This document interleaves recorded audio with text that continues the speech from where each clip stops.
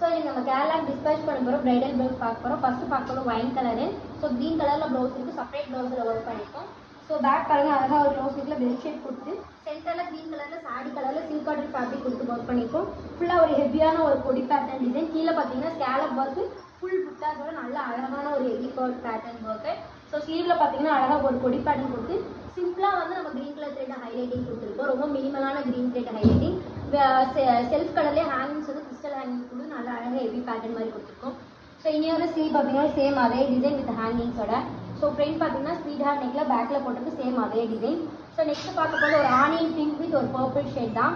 So இது back அழகாக ஒரு க்ளோஸ் நெக் கொடுத்துட்டு நல்ல ஒரு ஓவர் ஷேப் மாதிரி கொடுத்துருக்கோம். கீழே பார்த்தீங்கன்னா ஒரு வி கட் மாதிரி கொடுத்து ஃபுல்லாகவே டல் கோல்ட் செட்டிங்கில் ஃபினிஷ் பண்ணியிருக்கோம் ஃபுல் புட்டாஸோட.